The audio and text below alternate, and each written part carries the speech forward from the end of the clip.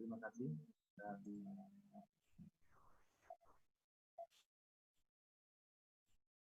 Tuan dan Universitas Galuh Ciamis tahun 2020. Assalamualaikum warahmatullahi wabarakatuh. Waalaikumsalam warahmatullahi wabarakatuh. Waalaikumsalam warahmatullahi wabarakatuh. Kami hormati Bapak Dekan Fakultas Keguruan dan Ilmu Pendidikan Universitas Galuh Ciamis. Yang kami hormati Ketua Program Studi Pendidikan Akuntansi Fakultas Keguruan dan Ilmu Pendidikan Universitas Galuh Ciamis,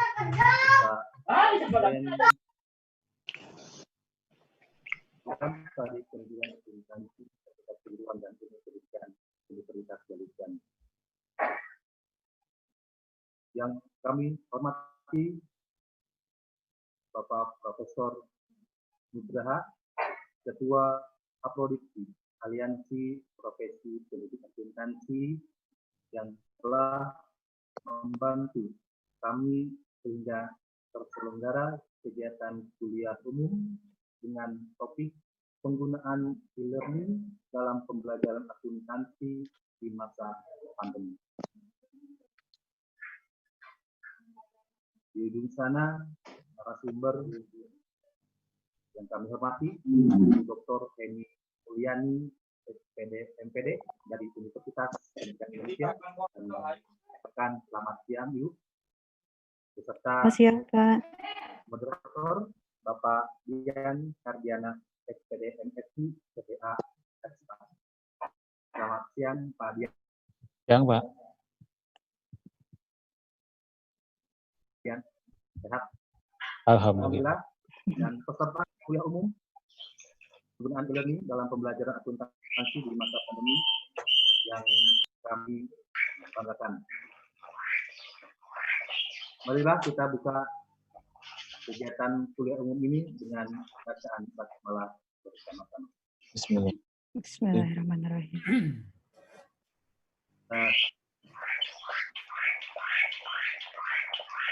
Untuk mengawali kegiatan ini, yaitu sambutan tunggal dari Bapak Dekan Fakultas Keguruan dan Ilmu Pendidikan, sekaligus membuka kuliah umum penggunaan e-learning dalam pembelajaran akuntansi di masa pandemi.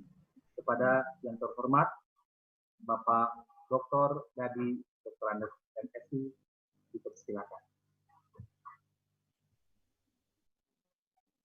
Perpembukaan.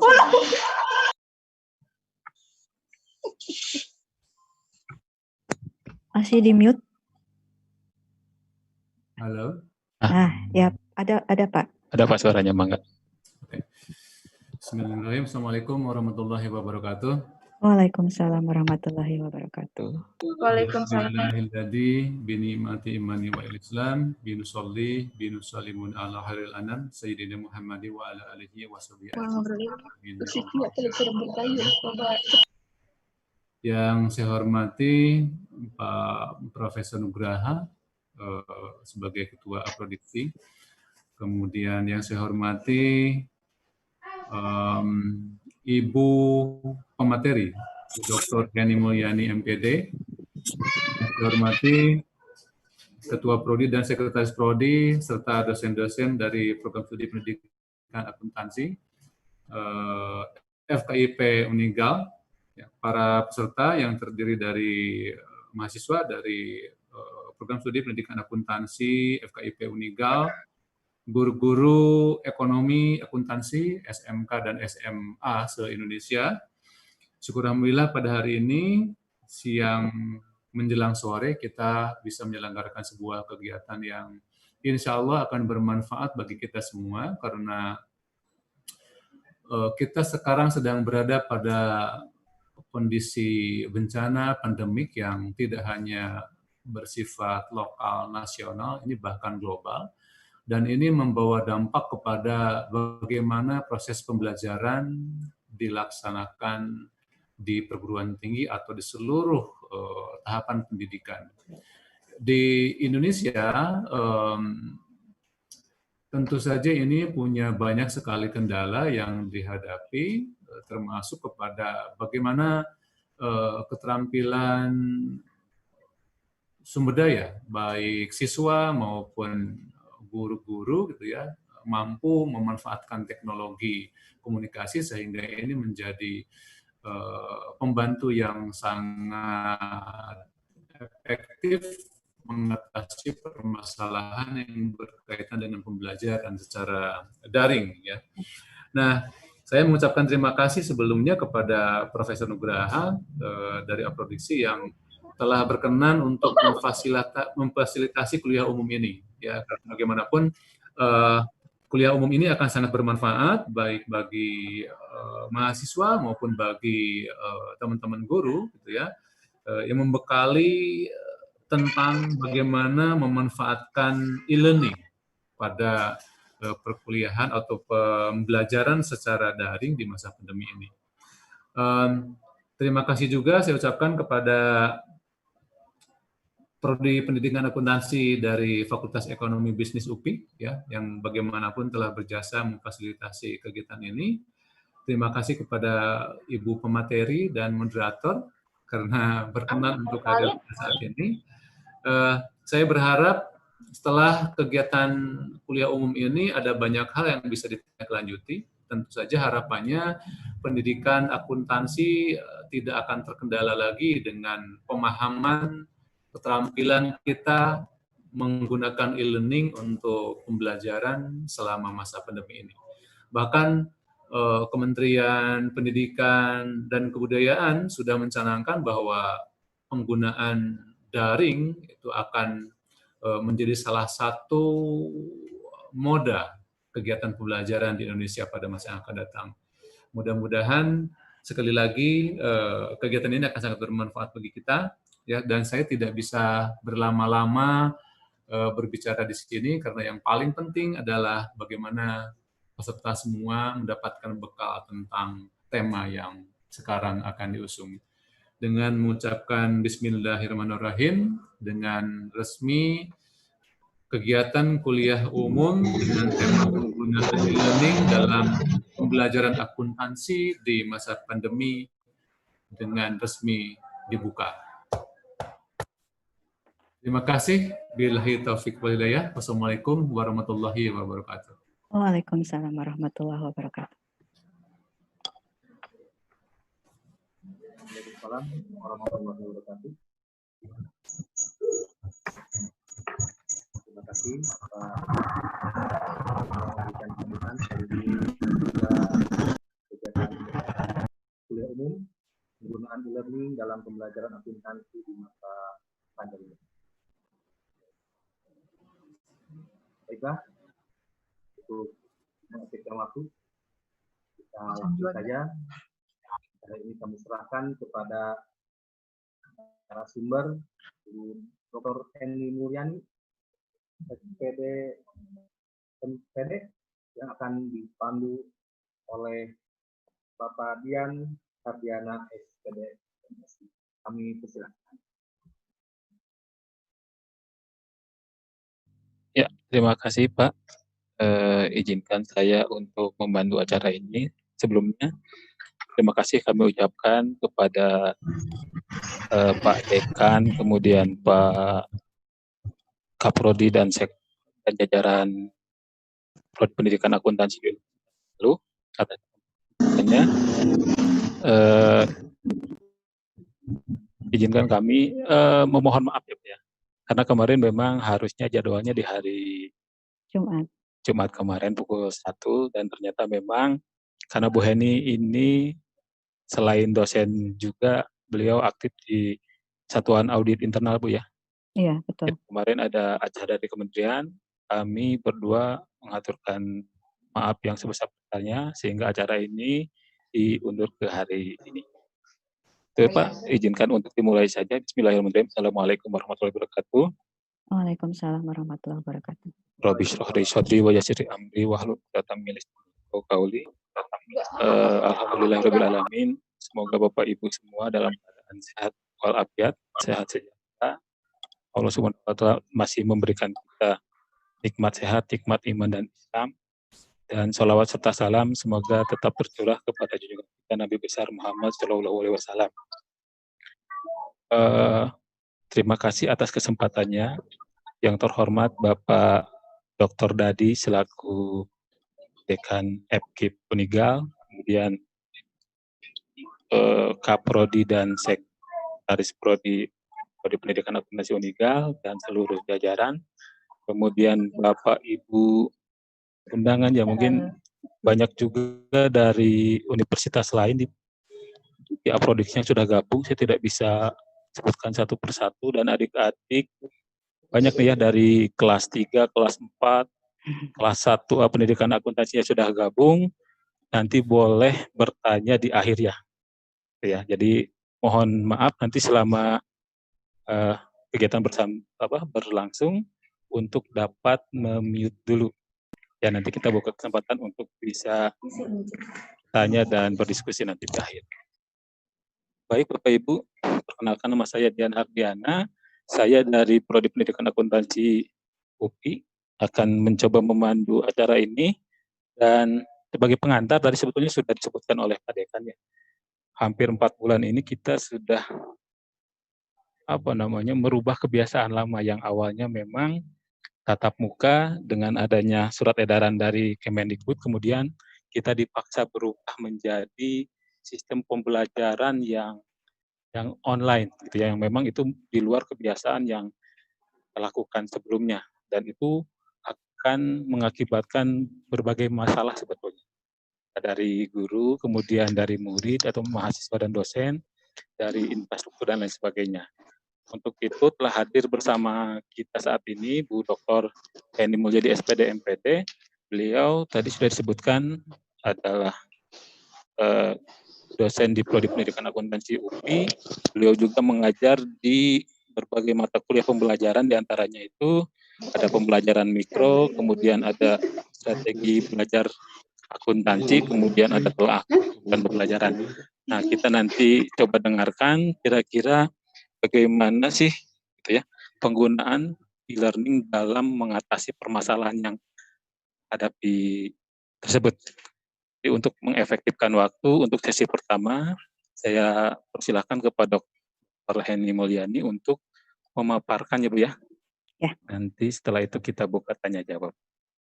Mangga kepada Bu Heni Mulyadi saya persilahkan. Baik, terima kasih Pak Dian. Bismillahirrahmanirrahim. Assalamualaikum warahmatullahi wabarakatuh. Waalaikumsalam warahmatullahi wabarakatuh. Alhamdulillahirabbil alamin, wassalatu wassalamu ala asrofil anbiya'i wal mursalin. Wa ala alihi washabbihi ajmain. Rabbi shrahli sodri wa yassirli amri wahlul 'uqdatam min lisani yafqahu qawli. Alhamdulillah pada kesempatan siang hari ini kita bisa bertemu walaupun secara daring di acara kuliah umum di Universitas Galuh. Sebelumnya saya ucapkan terima kasih pada Pak Dekan dan Ketua Prodi beserta jajarannya yang telah memberikan kesempatan pada saya untuk hadir di kesempatan ini memberikan materi pada acara kuliah umum. Semoga waktu yang kita luangkan hari ini menjadi bermanfaat dan dicatat sebagai amal soleh. Amin ya rabbal alamin. Pada kesempatan ini kita akan sharing materi mengenai penggunaan e-learning dalam pembelajaran akuntansi di masa pandemi. Alhamdulillah di sini sudah hadir adik-adik mahasiswa ya. Kemudian Bapak Ibu guru juga ada mungkin ya, ada juga para dosen pengajar di Universitas Galuh. Baik, kita mulai. Nah, seperti yang tadi juga sudah disebutkan oleh Pak Dekan, kemudian oleh Pak Dian, bahwa sekarang ini kita berada dalam kondisi yang tidak wajar. Karena di luar dugaan, sejak akhir tahun 2019 kita mengalami pandemi yang bersifat global.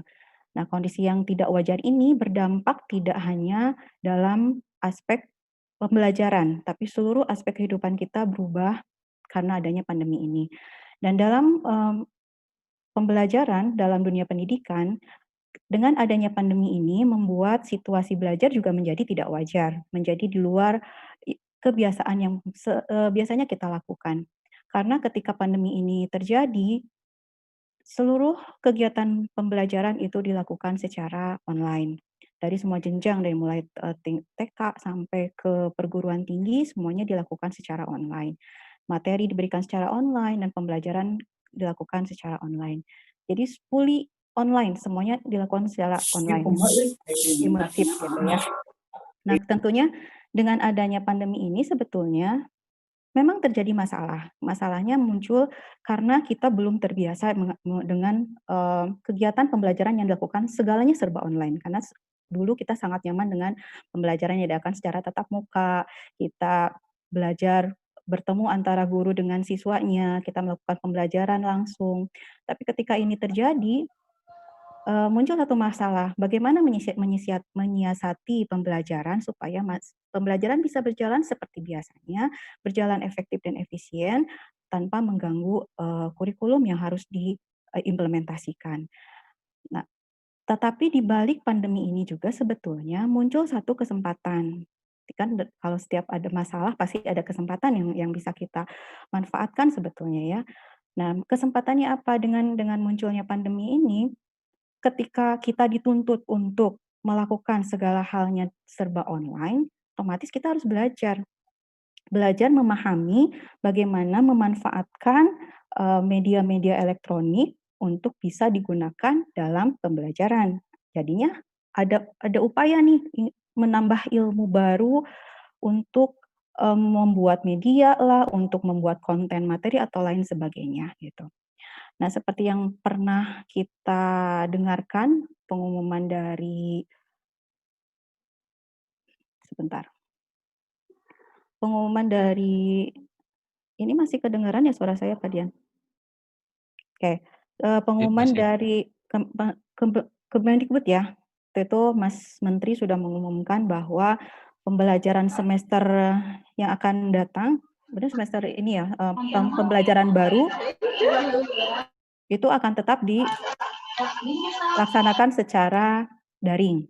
Walaupun beberapa wilayah yang masuk dalam zona hijau diperkenankan untuk membuka sekolahnya untuk bisa melakukan pembelajaran secara tatap muka. Tetapi ini pun ada persyaratan yang harus terpenuhi. Sehingga kemungkinan untuk banyak sekolah ini masih mungkin akan dilakukan pembelajaran daring. Dan untuk universitas, untuk perguruan tinggi juga sama. Ini kebijakan dari Mas Menteri, dari Kemendikbudnya bahwa untuk di perguruan tinggi akan menggunakan PJJ sebagai new normal. Jadi pembelajarannya masih menggunakan pembelajaran jarak jauh dan mau tidak mau untuk satu semester ini, mungkin sampai akhir tahun ini kita masih akan menggunakan pembelajaran daring dengan ini ya, dengan online ini gitu. Nah, sebetulnya apa sih kriteria umum menentukan modus pembelajaran? Karena kita kan harus memilih dalam situasi seperti ini, apa modus belajar yang tepat digunakan. Nah, untuk memilih modus belajar yang akan digunakan, kita harus mempertimbangkan beberapa hal. Yang pertama, kita harus mempertimbangkan goal-nya dulu. Tujuannya apa? Tujuan pembelajaran yang akan kita laksanakan itu apa? Dari tujuan ini, nanti kan jelas akan meng-guide kita dalam menentukan teknik belajarnya, kemudian materi yang harus diberikan, media yang diperlukannya apa. Nah, jadi tentukan dulu goal-nya. Kalau sudah jelas tujuannya, hal berikut yang harus dipertimbangkan adalah konten. Untuk membuat pembelajaran menarik dan efektif, itu konten harus dibuat secara tepat. Dari tujuan yang sudah ditetapkan, tetapkan apa konten yang harus diberikan kepada siswa. Dalam pembelajaran itu materi apa yang akan dibahas. Nah, kemudian dari sisi learner-nya, kriteria umum yang harus dipertimbangkan itu dari sisi pembelajarnya, dari sisi siswanya. Seperti apa karakteristik siswa yang akan kita hadapi dalam kelas. Pembelajaran seperti apa yang cocok untuk siswa dengan karakteristik yang bermacam-macam. Kemudian kita juga harus mempertimbangkan kompetensi. Ini kompetensinya tidak hanya dari sisi guru atau dosen yang akan memberikan pembelajaran, tetapi harus mempertimbangkan juga kompetensi siswa. Apakah siswa mampu menggunakan berbagai media elektronik yang akan digunakan dalam pembelajaran? Kalau misalnya pembelajarannya menggunakan online, pasti kan membutuhkan banyak perangkat, banyak aplikasi yang harus digunakan, sehingga ini kompetensi harus menjadi pertimbangan. Kemudian fasilitas. Nah, fasilitas juga harus dipertimbangkan. Ketika guru atau dosen akan membuat satu media pembelajaran yang akan dilakukan secara online, nah ini harus melihat fasilitas yang dibutuhkan apa, ketersediaannya bagaimana, sehingga ini akan menunjang pada keberhasilan pembelajarannya. Nah, ini secara rincinya. Jadi kita harus mempertimbangkan dari 5 kriteria ini, goal-nya, konten, learner, kompetensi, dan facilities-nya. Dari sisi goal dan konten yang harus dipertanyakan adalah tujuan pembelajaran itu bersifat penguasaan teori atau praktek. Nah, karena ini pasti akan berbeda. Ketika penguasaan teori, materinya harus dibuat seperti apa, modus belajarnya mau seperti apa, itu kan pasti berbeda dengan ketika tujuannya adalah praktek, penguasaan keterampilan. Atau misalnya apakah tujuan atau materi ini ada pada ranah kognitif, afektif, atau psikomotor. Karena ini juga akan berbeda antara yang kognitif, afektif, dan psikomotor pasti akan berbeda modus belajarnya. Dan yang ketiga yang bisa dipertimbangkan dalam goal dan konten itu apakah teori atau tujuannya itu bersifat dasar atau yang bersifat lanjutan. Dari sisi learner, itu kita bisa mempertimbangkan siswa kita berada di jenjang yang mana, apakah sekolah dasar, menengah, atau perguruan tinggi. Karena ini juga pasti akan berbeda cara belajarnya, dan pembelajaran yang dirancangnya juga pasti akan berbeda. Kemudian dari sisi kompetensi, nah ini menyangkut pada ICT literasinya, literasi teknologi.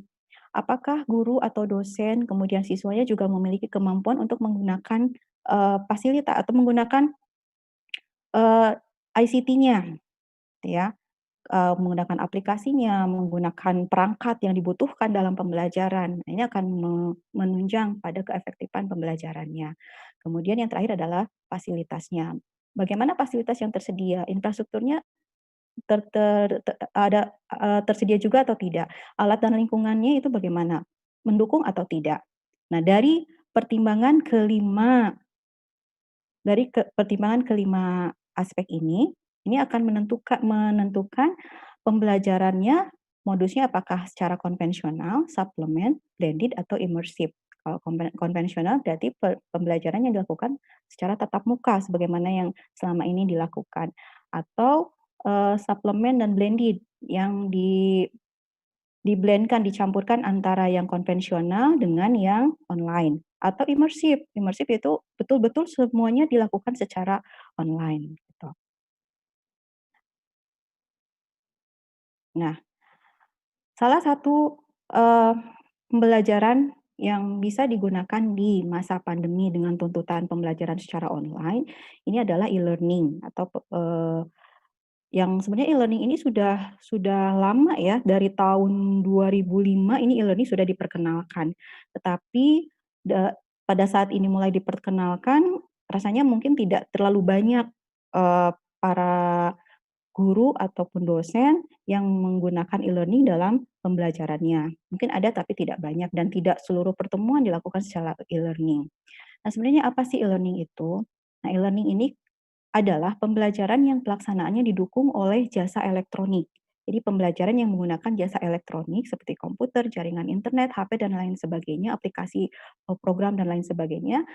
Dan pembelajaran ini juga didukung oleh layanan tutor yang membantu siswa apabila mengalami kesulitan. Jadi dengan e-learning sebetulnya peran guru sebagai fasilitator, kemudian sebagai motivator, kemudian memberikan bantuan kepada siswa itu masih harus terus diberikan. Jadi bukan berarti e-learning dilakukan, ya sudah guru melepaskan siswanya begitu saja, berikan saja materi atau berikan tugas, sudah tinggalkan gitu. Guru harus tetap bisa memberikan bantuan kepada siswanya ketika siswa itu mengalami kesulitan.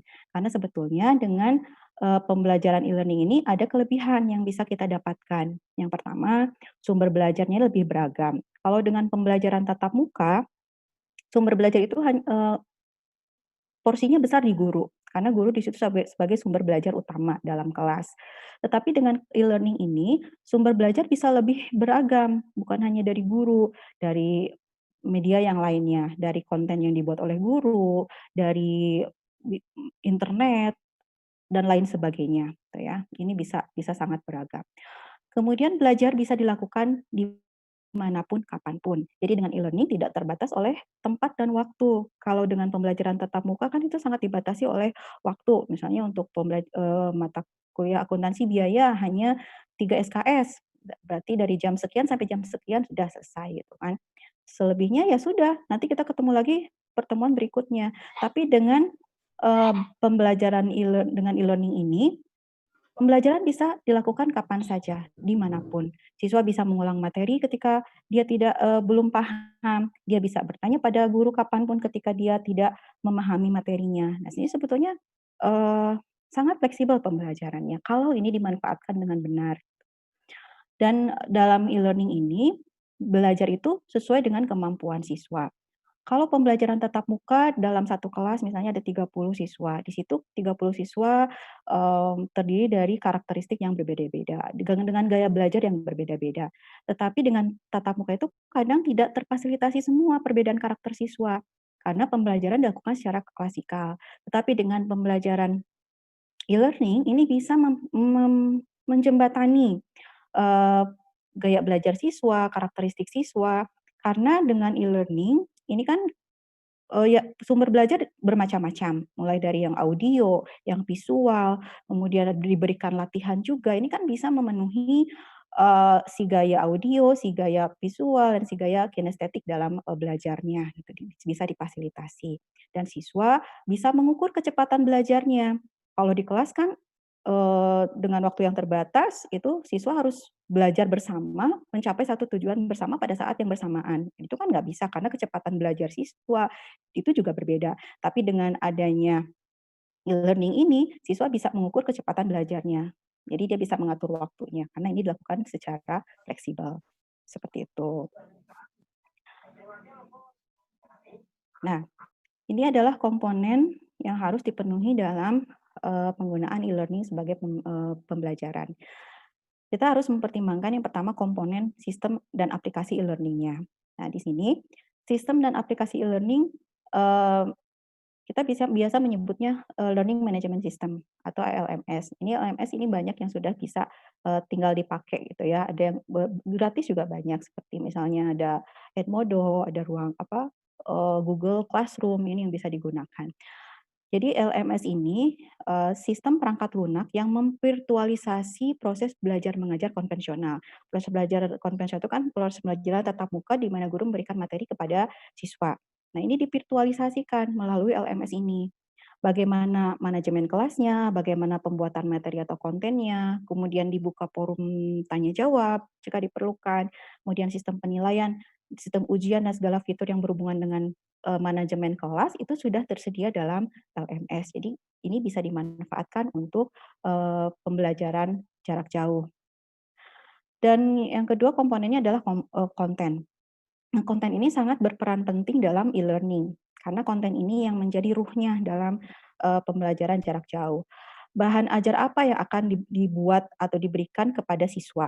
Bahan ajar kalau misalnya tadi sistem aplikasinya menggunakan LMS, berarti kan kita harus menyiapkan sebagai pengajar harus menyiapkan bahan ajar yang akan di-share di LMS-nya. Bahan ajarnya mau berbentuk seperti apa? Konten untuk LMS-nya. Misalnya di sini ada 2 pilihan, apakah dalam bentuk multimedia based content, yaitu konten yang berbentuk multimedia interaktif, kemudian jadi di situ dibuat konten yang siswa belajar tidak hanya membaca saja, misalnya membaca materi yang diberikan oleh gurunya, kemudian tanya jawab, tetapi di situ dibuat konten yang ketika mempelajarinya, siswa di situ berinteraksi. Dia menggunakan mouse-nya, dia menggunakan keyboard-nya untuk mengoperasikan, dia menggunakan berbagai macam perangkat untuk memahami konten yang diberikan oleh guru. Atau mau berupa text-based content saja. Kalau text-based content ini adalah konten yang berbentuk teks seperti pada buku pelajaran yang biasa. Ini yang di-share di dalam LMS-nya. Nah, kemudian komponen dalam e-learning yang harus diperhatikan juga adalah infrastrukturnya, karena kan e-learning ini pembelajaran yang memang menggunakan alat-alat elektronik sebagai alat bantunya, sebagai medianya. Di sini peralatan yang digunakan dalam e-learning dapat berupa PC, jaringan komputer, internet, kemudian perlengkapan multimedia yang lainnya, aplikasi-aplikasi yang bisa digunakan, termasuk nanti di dalamnya mungkin bisa digunakan juga peralatan telekonferensi seperti Zoom ini misalnya. Apabila telekonferensi ini digunakan apabila memang layanan pembelajarannya akan diberikan secara sinkronus. Jadi sinkronus itu pembelajarannya terjadi pada saat yang sama di mana pengajar dan siswa berada pada waktu yang sama. Jadi online langsung secara live seperti ini. Atau kalau tidak mau pakai telekonferensi nih, berarti pembelajarannya menggunakan asinkronus. Jadi tidak siswa dan guru tidak berada pada waktu yang sama, tapi pembelajaran masih bisa tetap berjalan. Itu gunanya e-learning. Jadi ketiga komponen ini harus diperhatikan supaya e-learning-nya bisa berjalan. Nah, dalam pembelajaran, ini kan kita mengenal ada yang namanya tatap muka. Dulu kita sangat nyaman sekali dengan pembelajaran tatap muka. Ini sudah ya pembelajarannya biasa saja, kita ketemu di kelas, kemudian menyampaikan materi, terjadi interaksi dengan siswa. Nah, pembelajaran tatap muka ini pada saat pandemi kan tidak mungkin dilaksanakan. Tetapi sebetulnya kelebihan dari pembelajaran tatap muka ini adalah dia ini bisa memenuhi kebutuhan dalam pendidikan nilai. Karena ketika kita menginginkan pembentukan karakter pada siswa kita, untuk memenuhi pembentukan karakter itu terkadang diperlukan role models. Role modelnya bisa dari guru itu sendiri kan. Dan untuk memberikan role models itu lebih efektif kalau dilakukan secara tatap muka. Kemudian ketika ada materi yang memerlukan untuk didemokan secara langsung oleh guru pada siswa. Ini lebih enaknya dengan menggunakan pembelajaran tatap muka. Atau ketika ada observasi langsung atau praktek gitu ya.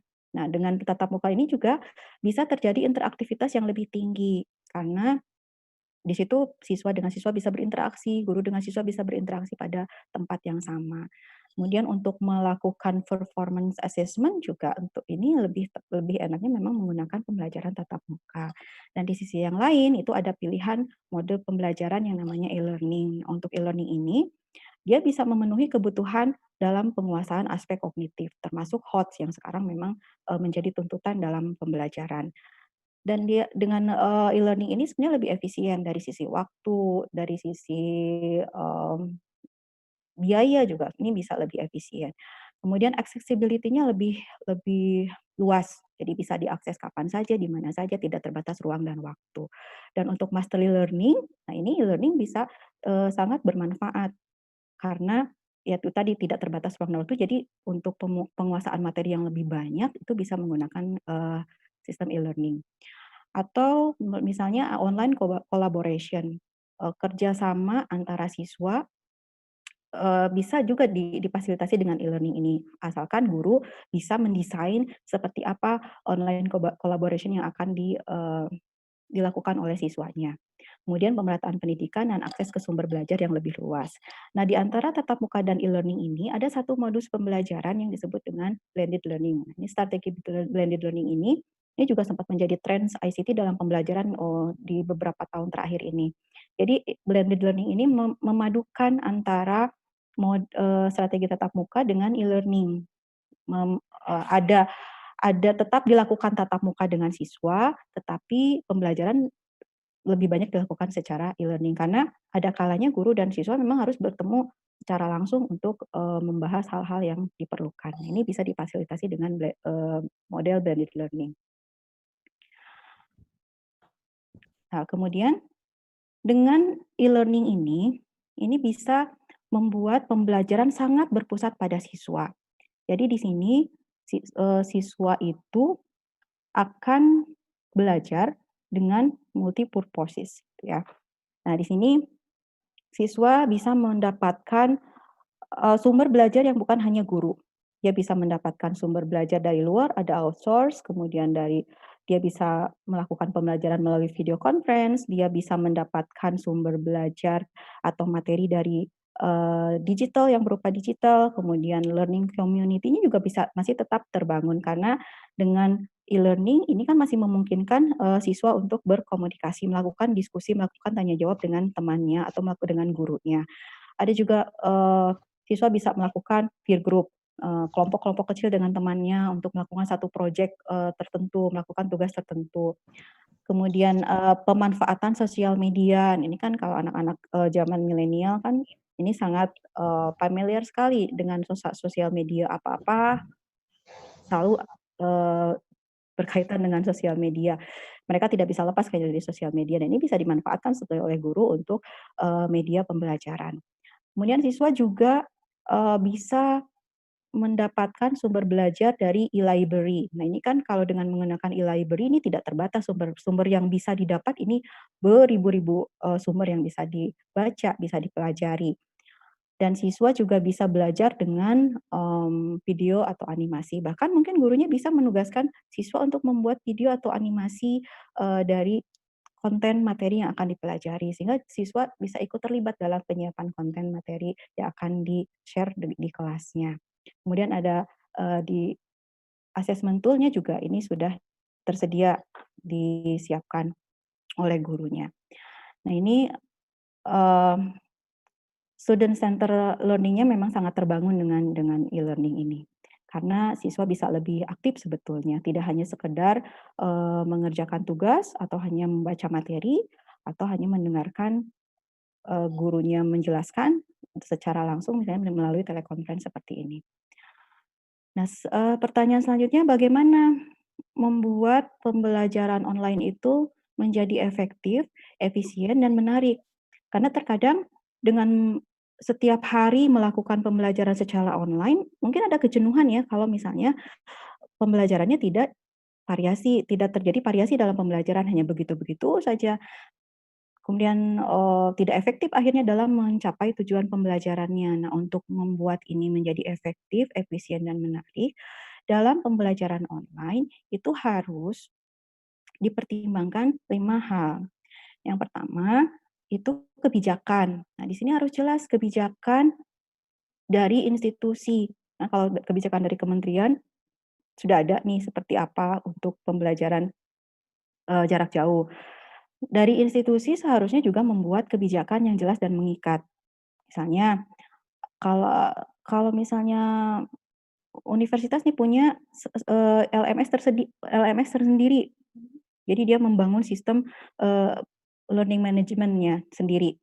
Kalau kementerian kan punya SPADA misalnya. Nah, misalnya universitas mau membuat juga LMS, nah ini kan lebih bagus. Jadi pembelajaran semuanya menggunakan LMS yang disediakan oleh institusi gitu kan. Nah, ini jadi kebijakannya harus jelas dulu apa yang harus dilakukan oleh guru dan siswa dalam pembelajaran selama masa pandemi ini.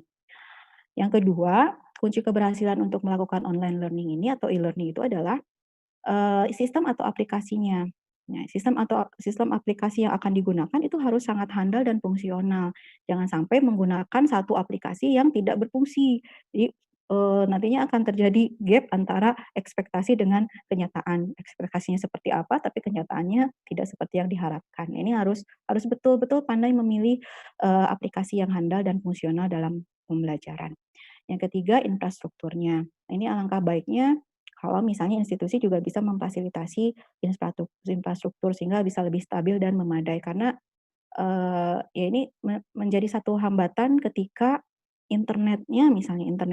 jaringannya tidak stabil. Ketika misalnya gurunya sedang menjelaskan secara online, tiba-tiba jaringannya terganggu. Jadi siswa tidak bisa mendengarkan dengan jelas apa yang dikemukakan oleh gurunya. Ini jadi harus betul-betul infrastrukturnya sangat mendukung. Yang keempat, konten atau isi. Konten pembelajarannya itu harus konten yang memang betul-betul bisa membelajarkan siswa, membuat siswa mendapatkan apa yang diharapkan dan memberikan pengalaman belajar bagi dia. Jadi harus dibuat konten yang sangat menarik sehingga tidak membuat siswa bosan ketika mempelajarinya. Yang kelima itu ICT literasi yang sudah tadi juga disebutkan bahwa ini sangat memegang peranan penting kecakapan ICT-nya. Dan jangan menjadi alasan, "Udah saya mah nggak bisa pakai ini, saya mah nggak gaptek, saya mah nggak tahu ini." Itu tidak bisa lagi menjadi alasan untuk masa sekarang. Tuntutannya memang harus belajar. Kalau kita belum tahu ya harus belajar supaya kita tahu dan bisa menggunakan. Nah, itu kan bisa menjadi satu nilai tambah bagi kita dengan adanya pandemi ini, kita bertambah ilmu dalam ICT literasinya.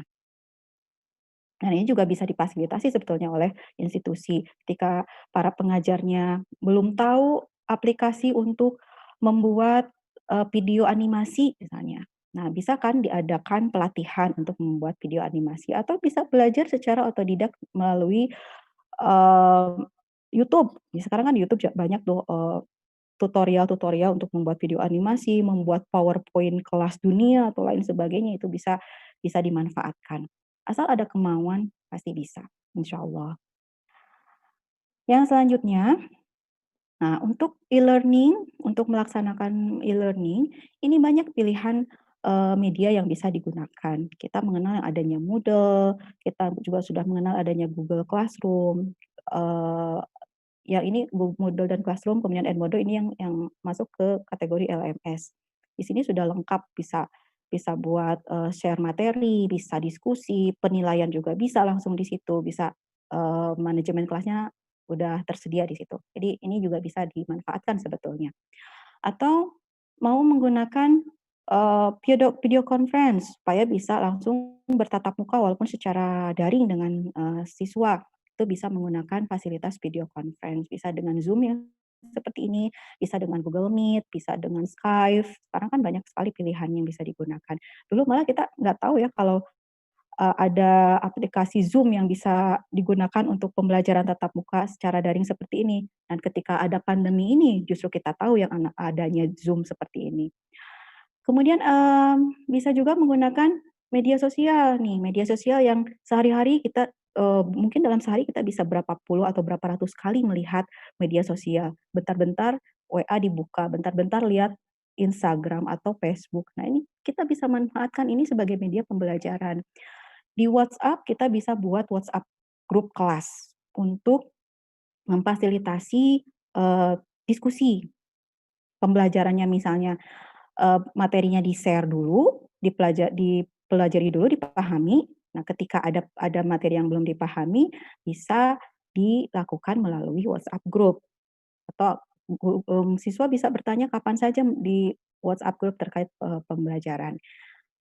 Untuk pemberian materi misalnya, penjelasan materi singkat untuk menguatkan pemahaman siswa, ini bisa menggunakan live Instagram. Jadi gurunya, pengajar bisa live Instagram menjelaskan, menguatkan materi yang harus diperhatikan oleh siswa supaya siswa bisa paham lebih baik.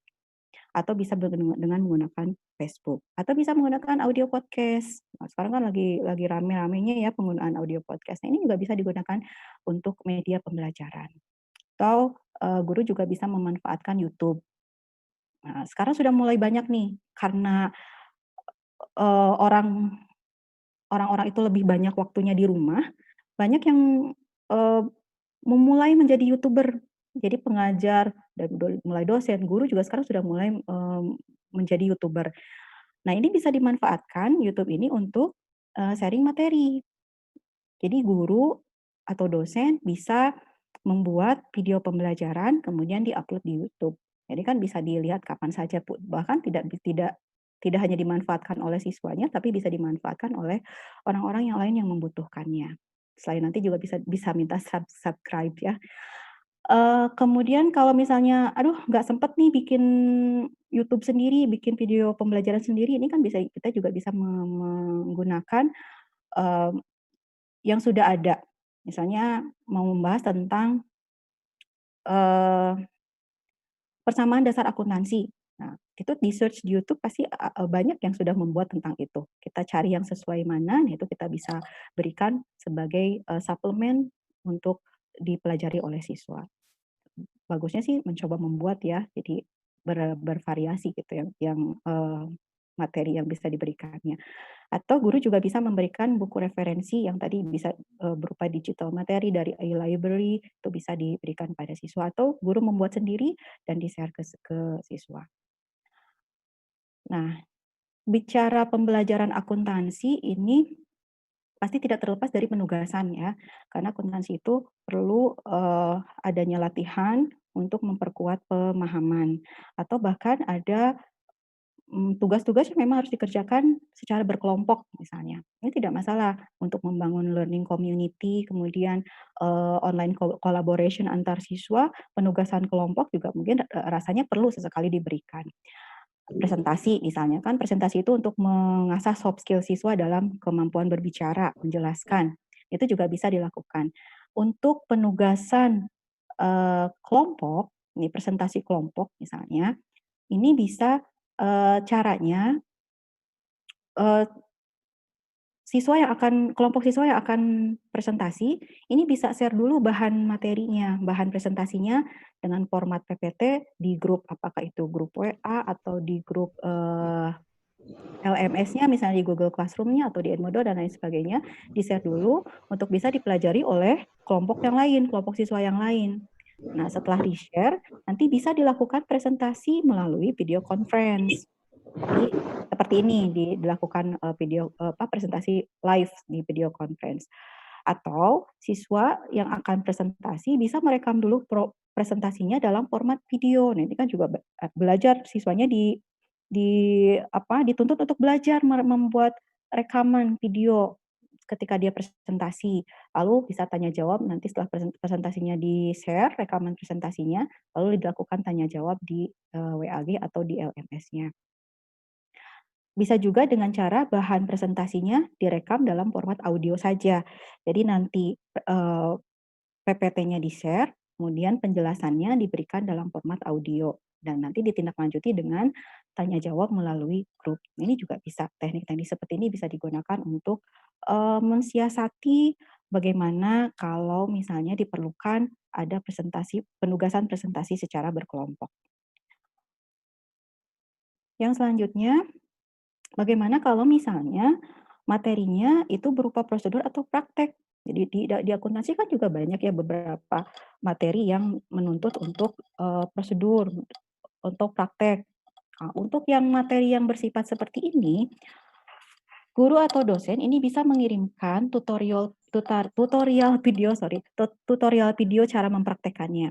Jadi guru membuat video, dia merekamnya, kemudian di-share ke siswanya.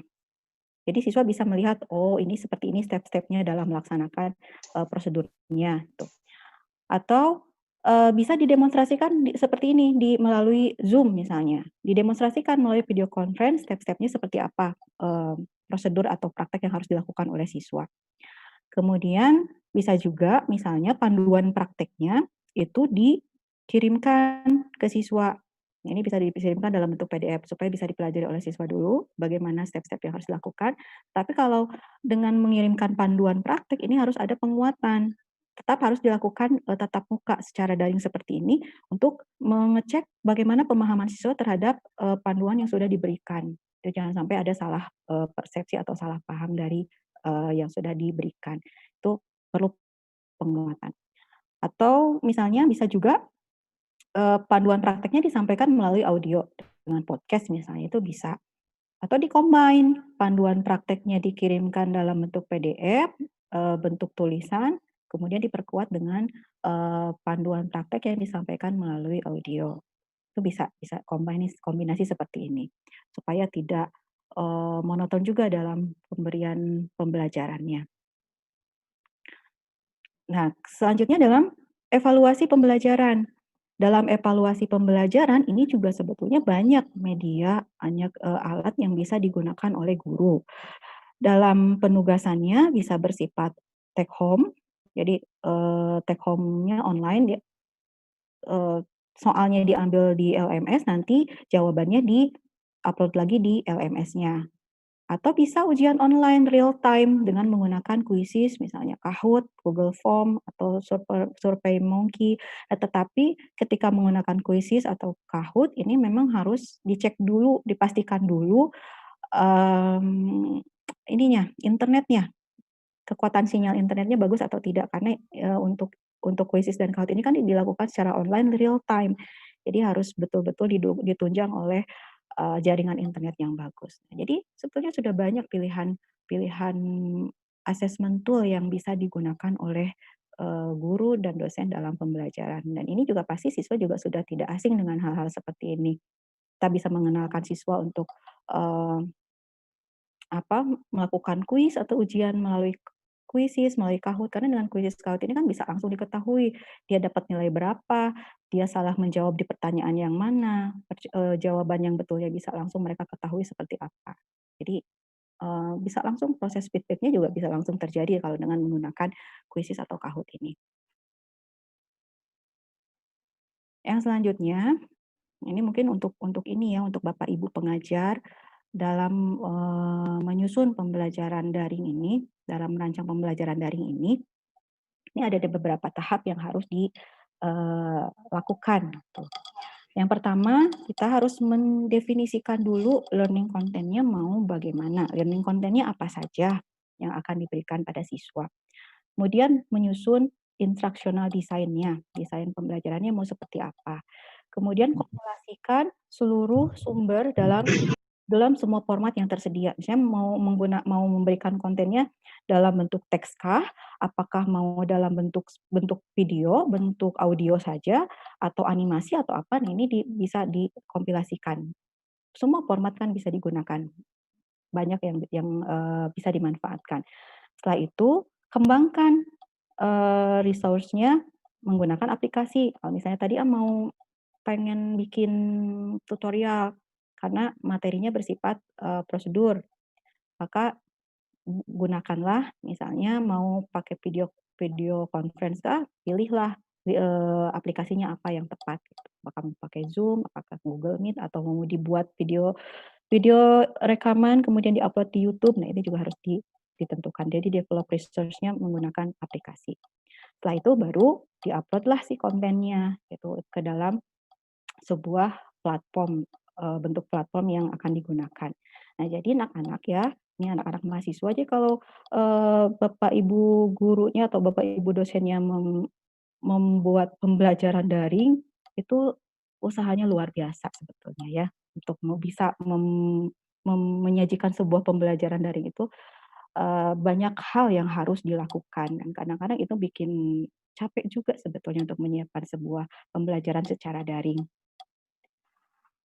Nah, ini contoh ya dari step-step yang tadi. Misalnya, topiknya adalah akuntansi dan keuangan lembaga. Tujuan pembelajarannya di sini menjelaskan asumsi dasar akuntansi, prinsip-prinsip dan konsep dasar akuntansi, dan siswa bisa menerapkan asumsi, prinsip, dan konsep dasar akuntansi. Jadi di sini jenis materinya lebih pada ke penguasaan kognitif ya. Nah, ini bisa disajikan dalam 2 kali pertemuan misalnya. Materinya apa? Materi yang akan diberikan untuk bisa mencapai tujuan pembelajaran ini. Berarti kan harus ada materi mengenai asumsi dasar akuntansi, karena tujuan pembelajarannya siswa harus bisa menjelaskan asumsi dasar akuntansi. Kemudian harus ada materi tentang prinsip-prinsip, karena di sini siswa harus bisa mengklasifikasikan prinsip-prinsip, dan harus ada materi tentang konsep dasar akuntansi sesuai dengan tujuan pembelajarannya. Kalau sudah materinya teridentifikasi apa yang akan diberikan, guru kan harus menentukan kontennya mau seperti apa, mau dibuat seperti apa ini kontennya. Nah, misalnya materinya mau dibuat dalam bentuk modul, jadi text based ya, text based konten. Guru harus menyusun modulnya, bentuk modulnya mau seperti apa supaya bisa lebih dipahami oleh siswa. Modulnya apakah akan di-share sekaligus pada siswa atau akan dibuat beberapa tahap gitu. Nah, itu kan juga harus direncanakan bagaimana penyajiannya. Caranya mau seperti apa? Apakah mau sekaligus diunggah ke web satu waktu yang bersamaan, atau nanti saja? Untuk kalau minggu pertama ya sudah materi untuk yang minggu pertama saja dulu, nanti minggu berikutnya baru disajikan materi yang berikutnya itu juga harus direncanakan. Apakah akan ada tugas? Tugasnya berbentuk seperti apa? Akan ada kuis atau tidak? Nah, ini juga harus direncanakan. Kalau iya ada tugas, tugasnya apa? Bentuknya bagaimana? Kalau ada kuis, harus disiapkan juga soal-soalnya. Nah, nanti setelah gurunya membuat modulnya, diupload, diunggah, nanti siswa harus mengunduh. Nah, kemudian mendiskusikan materinya lewat forum, email atau chat, dan mengerjakan tugas untuk kemudian dikirim kembali kepada guru. Nah, ini strategi pembelajarannya. Guru menyusun dulu mau seperti apa dari mulai materi, cara mengunggah materinya, bagaimana cara siswa mempelajari materinya, dan bagaimana feedback dari pembelajarannya. Ini harus direncanakan dulu. Nah, kalau sudah ini direncanakan, dibuat strateginya, selanjutnya turunkan ke dalam aktivitas pembelajarannya. Aktivitas pertemuan pertama apa misalnya? Karena ini ada ditempuh dalam 2 kali pertemuan, misalnya di aktivitas pertama, modul yang sudah dibuat oleh guru akan diupload di Google Classroom, supaya nanti siswa bisa mengunduhnya dan mempelajarinya dulu. Siswa diberi waktu untuk mempelajari dulu materinya, yang sudah diupload, nanti bikin janji, kita ketemu, hari apa, jam berapa, di diskusi online di grup. Misalnya yang digunakannya WAG. Nah, ini berarti aktivitasnya ada diskusi online di WAG. Untuk pemberian tugasnya mau bentuknya apa, ini juga harus dijelaskan. Dan pengumpulan tugasnya misalnya melalui email saja deh biar gampang gitu. Ini aktivitas pertemuan pertama. Untuk aktivitas pertemuan kedua, karena masih konten materinya masih dalam bentuk modul, ini diupload juga di Classroom, di Google Classroom, diunduh oleh siswa dulu, dipelajari, tapi bedanya di aktivitas pembelajaran kedua ini, pertemuan kedua ini misalnya, mau minggu lalu kan sudah diskusi online-nya di WAG. Untuk pertemuan yang kedua ini, biar nggak bosen juga, pembahasan materinya dilakukan melalui video conference, dilakukan misalnya melalui Zoom meeting. Kemudian kalau masih ada yang belum dipahami, setelah melakukan video conference itu bisa dilanjutkan di diskusi online di WAG. Kemudian misalnya ada kuis. Nah, ini jadi dirancang dulu seperti ini supaya jelas tahapan-tahapan yang harus dilakukannya, apa yang dibutuhkan, apa yang harus dibuat, ini jelas. Jadi guru harus merencanakan dulu, merancang dulu sebelum melakukan pembelajaran daringnya. Kemudian, nah ini juga yang harus diperhatikan dalam pembelajaran daring. Ini siswa itu bukan robot ya yang bisa dijejali dengan banyak tugas. Jadi harus diingat bahwa pembelajaran online itu tidak sama dengan tugas online. Tugas itu memang diperlukan, apalagi dalam akuntansi, tapi jangan sampai tugas itu menggantikan proses pembelajaran. Jadi jangan merasa, "Ah, sudahlah, kasih tugas aja beres," gitu, dan mereka belajar sendiri, mengerjakan, mengumpulkan, begitu terus. Itu kan tidak efektif jadinya. Tugas itu harus diberikan karena memang kebutuhan untuk menguatkan pemahaman siswa.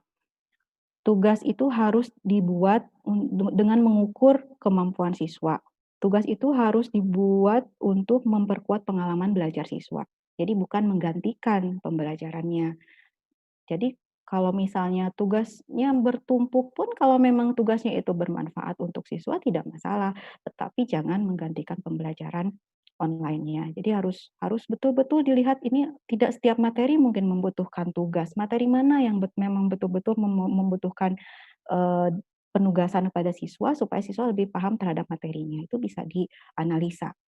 Karena kita juga harus mengingat siswa ini mereka punya feel, mereka punya motif yang kadang naik turun, mereka semangatnya juga kadang naik turun, kadang mood-nya juga lagi bagus, kadang mood-nya juga turun, karena mungkin kebosanan yang terjadi setiap hari harus di rumah, belajar di rumah, gitu kan, segala dilakukan di rumah, itu juga mungkin bisa berdampak pada psikisnya sehingga dia mood-nya juga naik turun, gitu.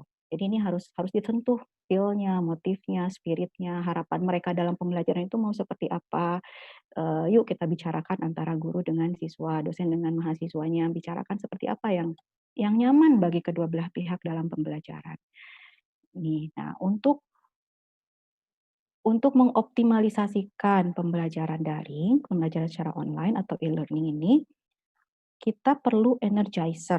Nah, tadi kan siswa sebagai siswa atau mahasiswa itu kan punya motif, dia punya feel, punya spirit, dia juga punya mood yang naik turun. Nah, ini perlu diberi energizer supaya mereka kalau moodnya lagi down, naik lagi, semangatnya lagi nggak bagus, bagus lagi. Dalam pembelajaran online juga sebenarnya tidak menutup kemungkinan guru memberikan selingan dalam bentuk candaan misalnya, dalam bentuk memberikan sesuatu yang lucu, cerita yang menginspirasi, gitu ya, atau apa saja bisa diberikan sebagai selingan dalam pembelajaran, sehingga tidak terlalu menjenuhkan pembelajaran yang dilakukan secara daringnya. Yang kedua, untuk mengoptimalisasikan pembelajaran daring itu bisa dengan memvariasikan tekniknya. Jadi jangan cuman pakai classroom saja terus, atau hanya sharing materi, pelajari, tugas, kirim, dikasih feedback sudah selesai gitu. Ini bisa dikombinasikan, misalnya pertemuan pertama kita video conference, atau berikutnya dikasih modul tapi diberikan juga penjelasan melalui audio misalnya, atau melalui chat, atau melalui video pembelajaran. Nah, jadi kombinasikan teknik pembelajarannya, jangan hanya menggunakan satu teknik saja berulang-ulang sehingga membuat jenuh dalam pembelajaran, bukan hanya pada siswanya, tapi pasti juga pada guru atau dosennya juga akan jenuh dengan melakukan pembelajaran seperti itu, sehingga nantinya akan berdampak pada malas, jadi kedua belah pihak malas untuk melakukan pembelajaran lagi. Yang selanjutnya konten penyajiannya. Nah, ini konten penyajiannya juga usahakan ini tidak dominan pada satu bentuk penyajian konten. Jadi lebih variatif digunakan pembuatan kontennya. Misalnya tidak hanya teks saja, ada animasinya, ada suaranya, ada videonya, ada motion grafiknya. Jadi dikombinasikan. Ini memang perlu effort yang lebih banyak ya, lebih besar untuk membuat ini. Tapi kalau diusahakan insya Allah bisa ya. Jadi bisa lebih bagus untuk penyajian kontennya. Dan kontennya itu sebetulnya bisa diproduksi oleh gurunya atau oleh dosen sendiri, atau bisa berkolaborasi dengan siswa. Nah, biasanya kalau anak-anak muda kan lebih cepat di dalam memahami perkembangan teknologi. Dan guru bisa berkolaborasi dengan siswa untuk membuat sebuah konten pembelajaran menjadi lebih menarik. Dan siswa juga kalau dilibatkan kan akan merasa, oh saya nih yang buat, saya ikut andil dalam membuat, ada kebanggaan tersendiri, dan ada pengalaman dia dalam membuat itu, sehingga materi yang disajikan pada konten tersebut biasanya dia juga akan lebih paham dan lebih panjang daya ingat terhadap materi tersebut. Kemudian keluasan sumber belajar. Nah, sumber belajar yang diberikan oleh guru itu bisa berupa by design, yang didesain oleh gurunya, atau didesain oleh siswa, atau didesain kolaborasi antara guru dengan siswa. Atau bisa menggunakan sumber belajar yang by utilize. Kalau yang by utilize berarti memanfaatkan sumber yang sudah ada, sumber belajar yang sudah ada. Seperti tadi misalnya menggunakan video dari YouTube yang sudah ada, yang sudah jadi, kita ambil, kita gunakan untuk media pembelajaran sebagai sumber belajar dalam pembelajaran daringnya. Tuh. Atau bisa juga sumber belajar itu berasal dari repositori dari e-book misalnya yang bisa diakses secara gratis gitu. Jadi sekarang mulailah hunting gitu, mana perpustakaan atau e-book yang bisa di-download secara gratis, itu bisa di-sharing pada siswa. Nah, itu ya, akses ke digital library juga itu penting ya. Kalau misalnya lembaga bisa memfasilitasi akses ke digital library, itu bisa lebih enak. Jadi guru dan siswa bisa masuk ke digital library gratis tanpa batas gitu. Dan yang ya, waktunya 5 menit lagi ya, sampai sampai 2.15. Ya, siap. Nun sudah diingatkan. Yang selanjutnya harus ada feedback. Nah, jadi harus ada feedback dari pembelajaran. Guru itu harus memberikan apresiasi ketika dia memberikan tugas, ketika dia memberikan apapun, berikan apresiasi kepada siswa, karena kita tahu kan dalam prinsip dalam law of learning itu ada prinsip penguatan. Nah, atau law of good effect itu ada gitu. Jadi berikan penguatan pada siswa supaya dia ya tadi itu motivasinya lebih bagus lagi, motivasinya terpelihara dengan baik gitu. Jadi feedback ini perlu dilakukan. Atau tanya pada siswa, pembelajaran hari ini gimana? Kalian enjoy nggak dengan pembelajaran hari ini? Apa yang kurang dari pembelajaran hari ini? Sehingga bisa diperbaiki, bisa dicarikan solusi untuk pertemuan berikutnya. Selanjutnya, oke saya percepat ya di sini ya. Nah, kalau ini sih, untuk mengoptimalkan daring juga kita harus mengoptimalkan media-media yang ada. Misalnya ada LMS, kita bisa mengoptimalkan penggunaan LMS dari Google Classroom, itu kan banyak sebenarnya fitur-fitur yang bisa digunakan di situ. Manfaatkan semua fitur yang ada, optimalkan, penggunaannya. Dari Google Classroom, Edmodo, Moodle, sekarang ada Safina Edlist, Schoology, Camilo, itu yang bisa digunakan. Ada yang, berbasis Android juga ada sebetulnya, bisa di-download dari, Play Store gitu ya. Kemudian, nah untuk video conference juga ini banyak yang bisa digunakan. Manfaatnya kan terasa sekali ya, kita bisa, pembelajaran bisa tetap dilakukan secara tatap muka walaupun berbeda tempat, bisa bertemu dalam satu waktu, ini bisa mengoptimalkan di video conference-nya pakai Zoom, Meet, Skype, apa saja yang memang nyaman digunakan oleh, pihak-pihak yang akan melakukan pembelajaran. Kemudian sosial media, nah ini juga sosial media tadi kan sudah dijelaskan bisa juga dimanfaatkan untuk, menunjang pembelajaran, online atau e-learning. Bisa pakai Instagram, bisa pakai Facebook, Telegram, ataupun WhatsApp. Nah, WAG deh, ini manfaat WAG. Kenapa WAG yang saya soroti? Karena semua orang ini pasti punya WA. Dari yang anak muda sampai orang tua ini pasti punya WA karena komunikasi sekarang banyak digunakan melalui, WA. Manfaat WA Group kelas ini bisa digunakan untuk membagikan materi, bisa melakukan komunikasi langsung melalui chat, bisa chat, teks atau bisa voice. Kemudian enaknya dengan WAG ini ada notifikasi, jadi ketika ada siswa yang bertanya kan akan muncul langsung notifikasinya bisa diketahui atau guru ketika menjawab pertanyaan siswa juga bisa diketahui langsung ada notifikasinya. Bisa melakukan diskusi grup, kemudian bisa menjadi jembatan antara LMS, pembelajaran yang dilakukan dengan LMS bisa bisa dijembatani juga dengan menggunakan WA Group ini. Jadi chat-nya bisa dengan menggunakan WA Group. Dan bisa juga sebagai bentuk untuk memberikan reinforcement, penguatan. Kalau di kelas kan bisa kita langsung memberikan, pujian pada siswa, kita bisa langsung, dengan mimik muka atau gerakan gestur tubuh dari guru untuk memberikan penguatan pada siswa. Nah, melalui WAG ini juga sebenarnya bisa dilakukan reinforcement-nya, bisa melalui tulisan atau bisa melalui emoticon, melalui stiker, tuh kan bisa ada stiker love gitu, stiker yang lucu-lucu bisa digunakan untuk memberikan penguatan kepada siswa. Nah, ini kalau ini untuk mengoptimalkan konten ya, konten multimedia. Jadi tidak hanya teks sebetulnya konten media itu bentuknya ada yang konten suara, ada konten video, konten presentasi, dan juga ada konten assessment tool yang, bisa dikembangkan oleh guru. Nah, itu mungkin yang bisa saya sampaikan pada kesempatan kali ini. Terima kasih, semoga bermanfaat. Saya kembalikan ke Pak Dian. Ya, terima kasih Bu Heni. Hampir 1 jam Bu ya. Ya, Dan memang alhamdulillah. luar biasa ini kenapa? Karena memang perubahan ini sangat cepat, bukan evolusi, memang revolusi, keadaan yang sangat memaksa memang harus berubah dari guru atau dosen, kemudian mahasiswa atau siswa gitu ya. Karena memang dibutuhkan kemampuan adaptif dan kreatif akhirnya. Itu Bu ya, untuk menjawab Iya, permasalahan betul. yang kita hadapi bersama-sama. Ya. Dan kemarin memang di kampus kami sebetulnya dari pertengahan semester kemarin kan sudah melaksanakan hal yang tadi disebutkan. Ada yang pakai Zoom, ada yang pakai Google Meet, kemudian ada yang menggunakan Spada, ada yang menggunakan LMS yang dikembangkan oleh kampus sendiri gitu ya, sampai dengan kemarin pelaksanaan evaluasi pembelajaran.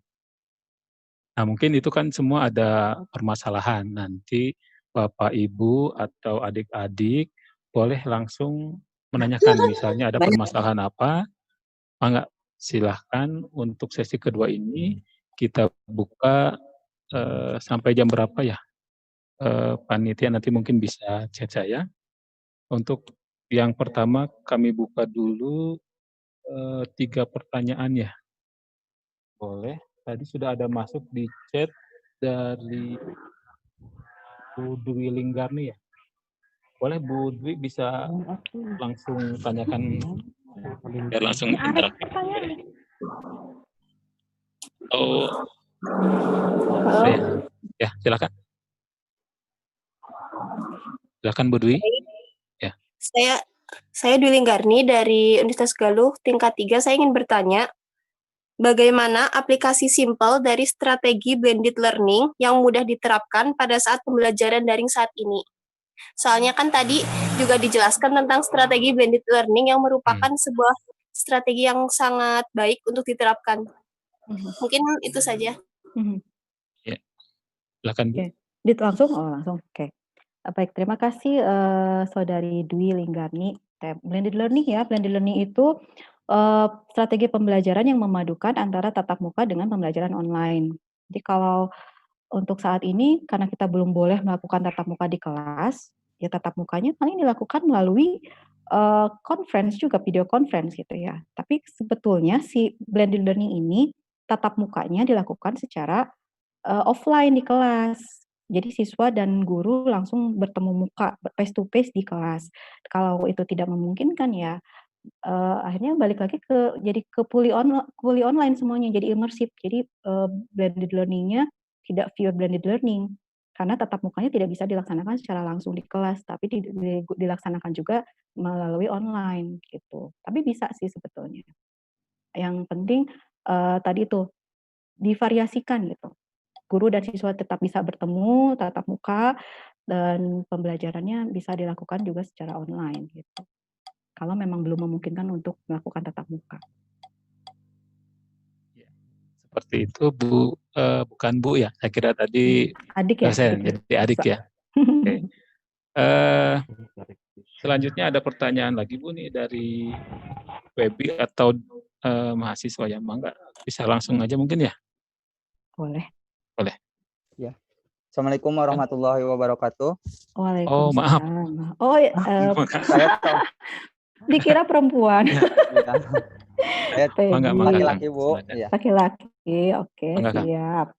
Saya ingin bertanya, bagaimana teknik mengevaluasi pembelajaran secara online tersebut?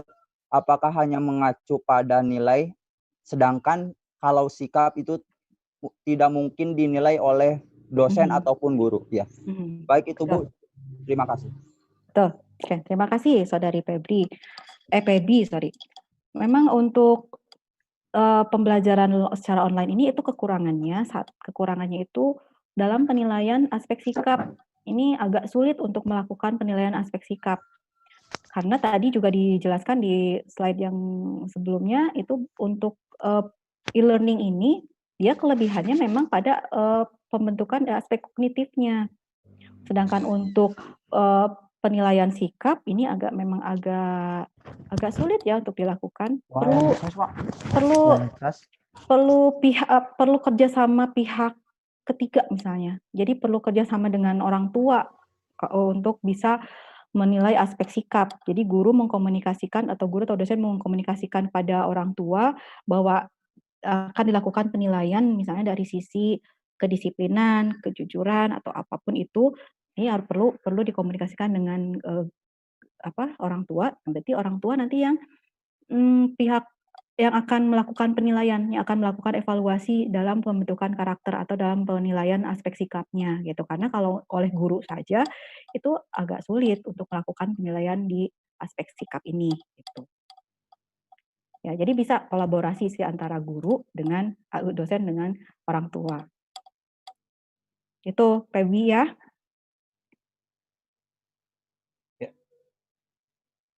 Bisa diterima Feby penjelasannya? Oh, dia di mute kayaknya. Oke. Selanjutnya ada Pak Jaya ya, Jaya Nursanjaya. Persilakan. Halo Pak Jaya. Kalau nggak langsung ke Teh ini aja, Teh Nia dan Yati. Ada artis ya? Ya. Assalamualaikum Pak. Assalamualaikum warahmatullahi wabarakatuh. Saya Niada Niati dari tingkat 4 Fakultas Pendidikan Akuntansi. Saya ingin bertanya Bu, bagaimana mengatasinya perkuliahan KKN dalam pandemi ini? Apakah tetap bisa berjalan melalui aplikasi video call atau gimana Bu? KKN ya? Iya. Kalau sudah berbicara KKN ini udah masuk wilayah kebijakan kayaknya ya. Iya. Ya. Jadi ini mungkin harus ada kebijakan yang jelas juga dari pihak kampus mau perkuliahan KKN-nya mau seperti apa bentuknya. Masih bisa secara online sebetulnya, tapi mungkin bentuknya semacam penyuluhan, berikan penyuluhan pada masyarakat terkait apa misalnya gitu. Jadi ini perlu ditanyakan juga kepada pihak kampusnya sebetulnya. Jadi kalau ditanya pada saya pribadi, saya tidak berani jawab harus seperti apa ya. Tapi kalau misalnya masih bisa dilakukan secara online, masih memungkinkan. Asal jelas rancangannya mau seperti apa, tujuannya mau apa, bentuknya mau apa, bisa dilakukan. Tapi untuk bagaimana detailnya ini kan perlu dibicarakan banyak pihak ya, termasuk nanti dari pihak kampusnya juga. Iya. Terima kasih Bu. Iya, sama-sama. Ya udah mulai ini ya mau KKN. Iya, semester berapa tadi? 5 ya, udah mau KKN. Biasanya KKN itu ajang pencarian jodoh. Ya, betul. Betul Pak, betul. Kadang ada yang kalau online kan Pak. nanti bisa aja nanti online. Ajang liburan ya. Iya. Ya karena memang memaksa kita di rumah. Belum ada Bu ya, belum ada kebijakan terkait dengan KKN. Belum ada. Kita juga di UPI juga belum tahu ya KKN-nya akan seperti apa bentuknya, belum ada instruksi. Ini mungkin ada kebijakan lain. Iya, karena ini bicaranya udah kebijakan sih, kebijakan lembaga. Oke, ini tidak ada namanya ya, iPhone. Mau langsung bertanya atau saya bacakan? Oke ya. Siapa? Oh, Pak Jaya tadi ya, Pak Jaya yang sebelumnya. Silakan Pak. Iya, saya Pak. Ya, boleh. Lanjut aja Pak. Ya, halo Pak Jaya.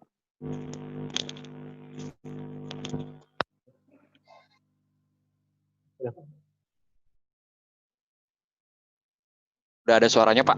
Ada. Jelas Pak. Silakan. Mungkin perkenalkan, nama saya Jaya dari Pendidikan Akuntansi kelas 3B Universitas Galuh. Yang ingin saya tanyakan adalah mungkin lebih ke tanggapan Ibu ya, karena memang untuk pembelajaran e-learning ini kita harus secara dua arah ya, baik dari siswa, baik dari pengajar ataupun si pendidiknya itu sendiri, dan kita sebagai siswa atau mahasiswanya. Nah, mungkin tanggapannya adalah ketika pengajar itu lebih menekankan dan lebih memberikan hanya sebatas materi-materi dan materi saja Bu ya. Karena yang dialami hampir beberapa pun hanya memberikan materi tanpa ada penjelasan seperti itu. Karena karakteristik orang Indonesia, terutama mungkin saya atau mungkin juga beberapa orang, harus selalu ada bimbingan gitu ketika kita tidak paham ataupun kita sedang kebingungan lah istilahnya seperti itu. Karena yang dibebankan itu hanya seperti kita diberi tugas dan tidak ada komunikasi dua arah mungkin seperti itu. Ya, betul sekali. Untuk pembelajaran online itu tidak cukup hanya dengan memberikan materi diberikan untuk dipelajari sendiri oleh siswa, itu nggak bisa seperti itu. Untuk pembelajaran online ini sebenarnya harus tetap sama seperti kita melakukan pembelajaran tatap muka di kelas. Jadi proses tanya jawabnya tetap ada, penguatannya tetap ada, proses pemberian motivasinya, fasilitasi dari pengajar itu tetap harus diberikan. Seperti yang tadi saya tekankan, pembelajaran online itu tidak bisa tergantikan hanya dengan memberikan tugas atau hanya dengan memberikan materi. Memberikan materi saja itu tidak cukup, karena perlu penguatan. Kalau hanya dengan memberikan materi dibaca sendiri oleh siswa, itu bisa mengakibatkan pemahaman yang berbeda-beda. Kan beda orang, beda kepala, beda pemahaman kadang ya. Dia perlu ada penguatan dari guru. Yang mana nih yang benarnya pemahamannya. Maka selain memberikan bahan berupa materi yang dibagikan, misalnya entah itu berupa PPT, PDF, atau buku yang untuk dibaca, selanjutnya harus diberikan tindak lanjut dengan penjelasan dari guru. Apakah mau guru itu memberikan penjelasan berupa audio saja, misalnya guru merekam penjelasan dia, di-share ke siswa, kan itu juga bisa. Itu mudah dilakukan, bisa dengan video recorder, voice recorder yang ada di HP, bisa dengan voice chat-nya WA, itu kan bisa. Sebenarnya tidak sulit untuk memberikan penjelasan tambahan, tidak hanya sekedar diberikan materi. Dan kalau itu terjadi, sebetulnya mahasiswa kan bisa komunikasi dengan dosen. Bapak, Ibu, kami tidak paham nih dengan materinya, tolong berikan penjelasan. Itu kan bisa dilakukan di WA Group. Buatlah WA Group untuk setiap mata kuliah. Ya, kalau semester ini ada 5 mata kuliah yang dikontrak, buat 5 grup WA untuk itu, diantaranya untuk memberikan penguatan ketika ada pertanyaan-pertanyaan atau materi-materi yang tidak dipahami. Itu sebetulnya ya bisa dikomunikasikan. Kalau mahasiswa merasa seperti itu, jangan dipendam saja. Akibatnya kan tidak baik ya. Guru kan dosen tidak tahu nih kalau memang mahasiswanya merasa tidak nyaman dengan cara seperti itu. Komunikasikan dengan baik, dengan bahasa yang baik, dengan penyampaian yang santun kepada dosen. Kekurangan yang dirasakan dari perkuliahan yang hanya memberikan materi saja gitu. Insya Allah nanti ada solusi yang bisa dibuat, bisa dilakukan bersama. Tuh. Itu tanggapan dari saya. Ya Kang ya, aman? Oke. Selanjutnya Bu, ini agak terkait nih dari Bu Sintari ini dari SMAN 1 Barebek dan Adisti Cempaka. Ini terkait dengan kuota, itu kan tadi disebutkan bahwa kita menggunakan LMS ya. Suaranya, Pak Dian suaranya menggerem. Oh gitu? Nggak jelas kedengarannya. Jadi ini ada 2 pertanyaan yang hampir mirip dari Bu Sintari ini dari SMAN 1 Barebek dan ini terkait dengan kuota. Nah, bagaimana jika peserta didik memiliki latar belakang ekonomi yang minim, sehingga siswa terbatas pada kuota? Dan di pertanyaan lain, apakah ketika melakukan video conference gitu ya, baiknya mahasiswa diwajibkan untuk menyalakan videonya atau tidak? Kalau dinyalakan kan nanti kuotanya akan lebih besar mungkin yang terserap. Iya, betul. Ya, memang. Nah ini kuota juga jadi satu kendala ya dari sisi siswa. Tadi kan untuk bisa melaksanakan pembelajaran daring ini, salah satu yang harus kuatnya itu, salah satu infrastrukturnya adalah jaringan internetnya harus kuat. Jadi baik di pihak siswa maupun di pihak guru, internetnya harus bagus. Misalnya mengadakan video conference seperti ini, siswa harus punya kuota yang cukup untuk melakukan video conference, guru juga sama supaya berjalan lancar, tidak terjadi lag atau apalah gitu.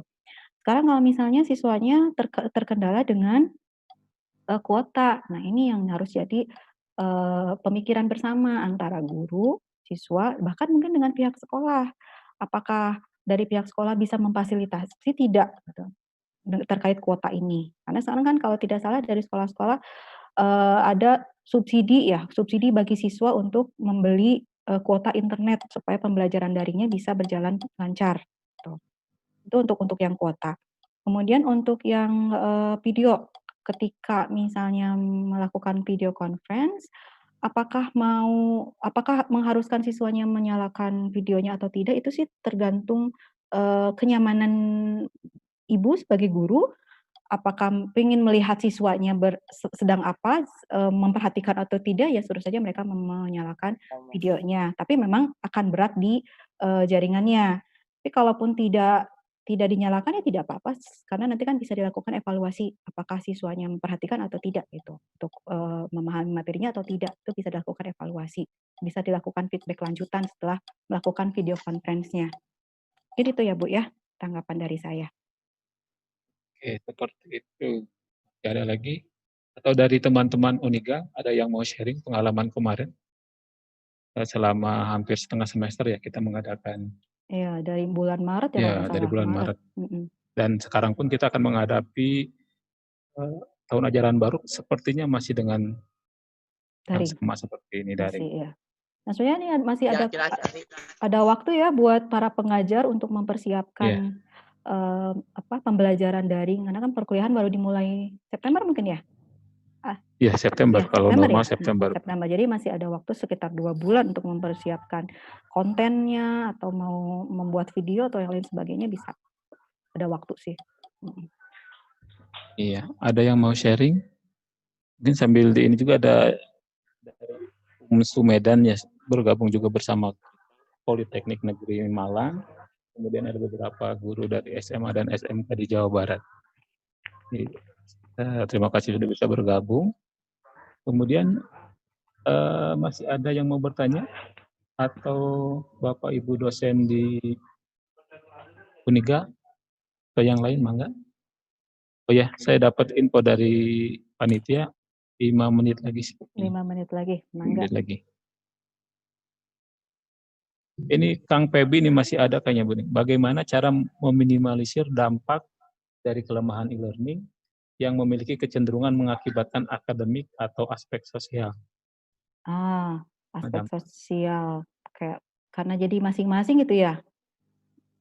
Sendiri-sendiri kan belajarnya ya. Individual. Itu tadi guru bisa merancang guru atau dosen bisa merancang tugas yang memaksa siswa atau memungkinkan siswa untuk melakukan online collaboration. Jadi ada tugas kelompok yang harus dilakukan bersama. Misalnya membuat video tutorial, misalnya membuat video tutorial tentang cara menjurnal misalnya. Kan bisa dilakukan bersama-sama oleh siswa, secara online pun kan tetap bisa dilakukan. Bisa pakai apa, sekarang ada TikTok ya, TikTok bisa dipakai buat media kali ya, buat media pembelajaran juga bisa kayaknya. Nah itu untuk mengatasi dampak sosial tuh bisa digunakan hal-hal seperti itu. Bisa dirancang sih sebenarnya tugas-tugas yang memungkinkan siswa untuk bisa berkolaborasi antar siswa. Tuh. Lebih kreatif juga nanti. Ya, lebih kreatif juga. Biasanya anak-anak lebih kreatif dari gurunya kadang. Ibu ada ini langsung saya bacakannya karena waktunya terbatas dari Fitri Nurlaili. Jadi ada like Bu. Jadi ketika peserta didik bertanya, kemudian respon yang diberikan oleh dosen atau guru itu lambat sehingga tujuan pembelajaran tidak tercapai katanya. Nah, itu pakai media apa? Pertanyaannya ya? Iya, sepertinya chat atau tidak disebutkan. Chat atau ya.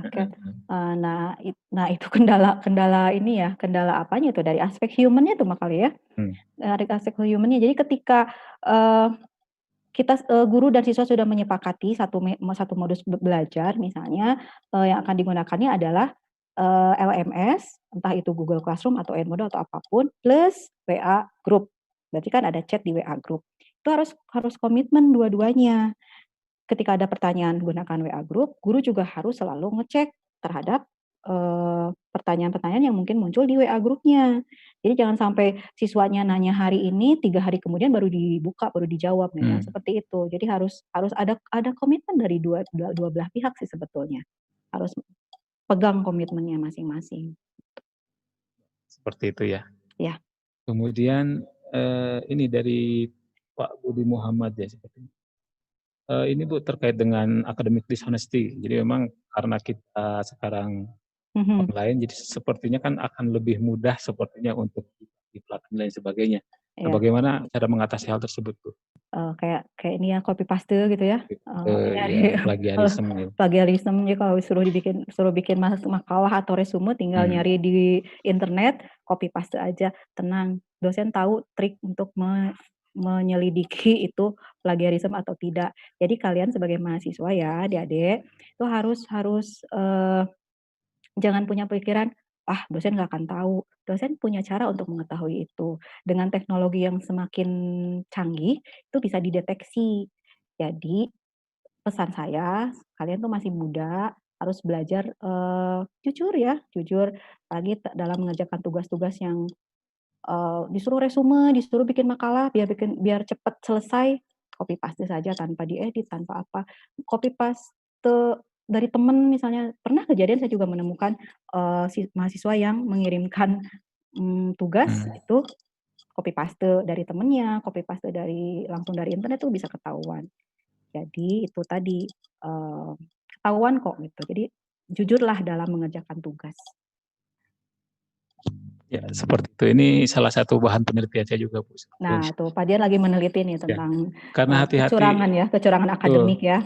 Hasil penelitian katanya mengatakan ketika Anda berbuat curang di akademik atau di sekolah, maka itu akan terbawa di dunia kerja nanti.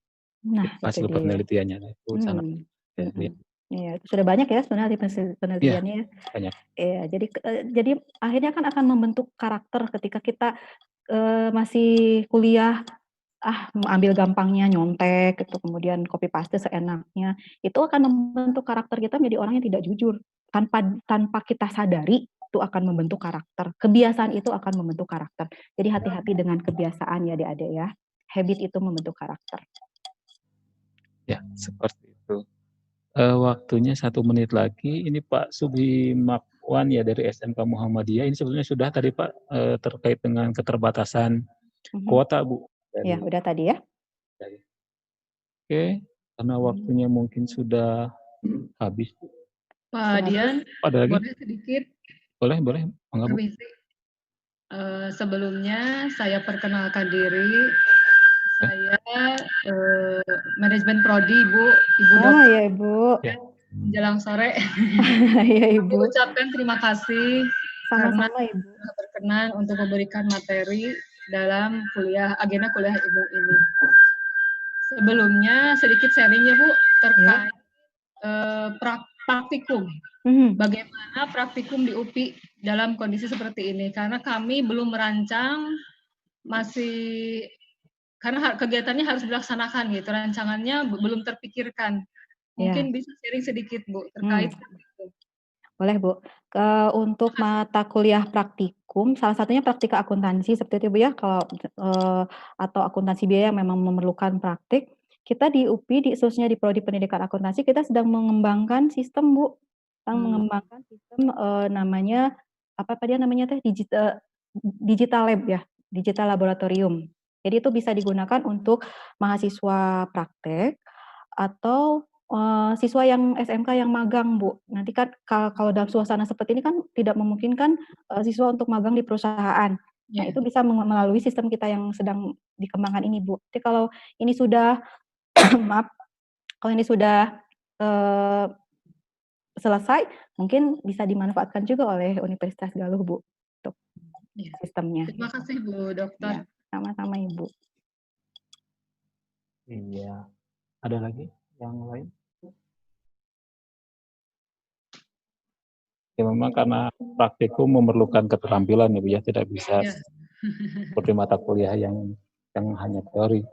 Bu ya, untuk kita pendidikan akuntansi relatif lebih mudah seperti teman-teman di vokasi di teknik mungkin akan jauh lebih. Untuk daring Pak PPL, KKN juga sama. Iya, PPL daring sepertinya Bu. Jadi ngajarnya dari rumah ya, KKN juga daring juga sih. Iya, KKN juga daring. Iya. Semua mungkin serba daring. Ya. Sudah, mangga, silakan.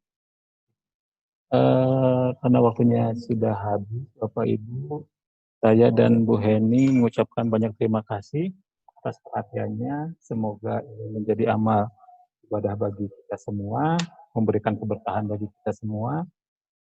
Kami berdua mengaturkan mohon maaf bila ada kata-kata yang tidak berkenan di Bapak Ibu adik semua. Selanjutnya kami kembalikan acaranya ke Pak Firman tadi ya. Ya, terima kasih semuanya, semoga bermanfaat ya. Amin.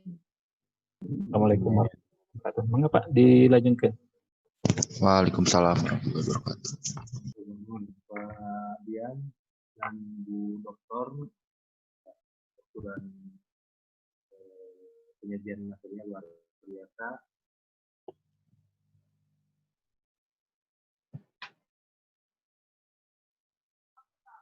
Dan Pak Dian atas waktu dan pemaparan materi yang telah diberikan.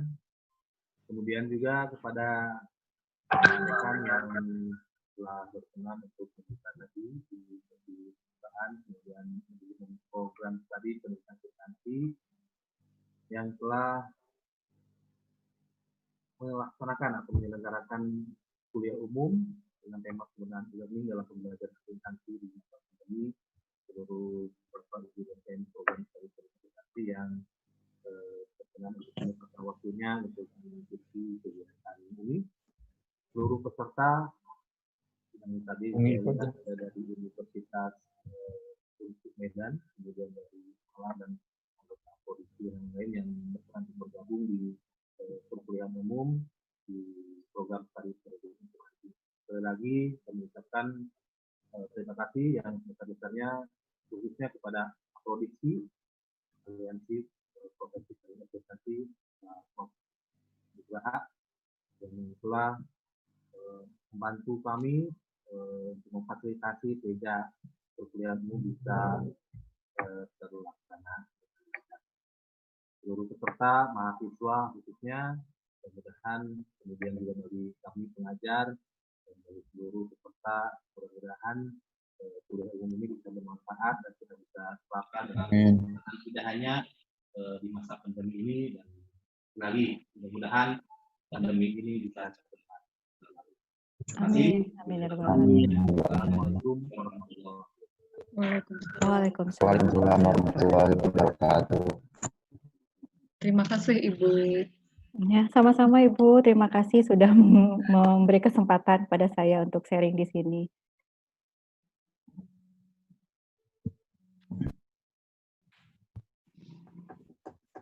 Ada Bu Badria juga sama Bu Hera ya. Halo Bu.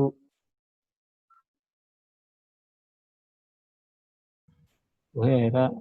Ya, Assalamualaikum. Menyimak deh tadi. Sehat Bu. Alhamdulillah. Bu Hen, kumaha? Hai, alhamdulillah Ibu bisa ikut. Ya. 2 nih ikutnya teh. 2 apa? Satu lagi Ika Upi. Oh iya, Ika jam 12:30 ya? Jam 1 sama. Ya kan itu radio weh. Alhamdulillah Ada ya, Pak Rizka juga. Iya, mana Fariska tuh udah lama nggak ketemu. Iya, udah lama nggak ketemu nih kita. Oh, Pak Rizka yang dulu di Prodi? Iya. Pak Rizkanya ngumpet Bu, malu katanya. Nah, itu anak saya mana? Anak saya. Ini satu angkatan Bu sama saya. Anak saya yang hilang ini. Oh, Pak Rizka kemana aja? Pak Rizka ngumpet. Sehat ya? Hadir Bu. Alhamdulillah bisa bergabung di Umigal ya. Iya Bu, alhamdulillah Bu. Bu Dokter di Antos di Ciamis. Insya Allah Ibu pamit tos iyanya tos pandemi insya Allah amangan. Insya Allah amangan ke Umigal. Kenapa sampai pilih tekenging di jalanan Bu? Rizka main atau ke Bandung kamu teh? Iya Bu, insya Allah Bu nanti ke UPI. Ya? Iya siap Bu. Kita sosonoan. Atau selaminya Bu, teka UPI Bu. Iya. Gimana kabar keluarga? Sehat? Alhamdulillah sehat Bu. Udah punya anak belum? Masih 1 Bu. Masih 1, nambah atau masih muda. Salam ya buat keluarga ya. Iya Bu, siap Bu. Dian? Kayaknya. Oke, siap. Kelas dulu. Satu angkatan kita. Udah nanti reunian kalian. Oke ya, atur nuhun Bapak Ibu sadayana. Sekali lagi mohon maaf bila ada yang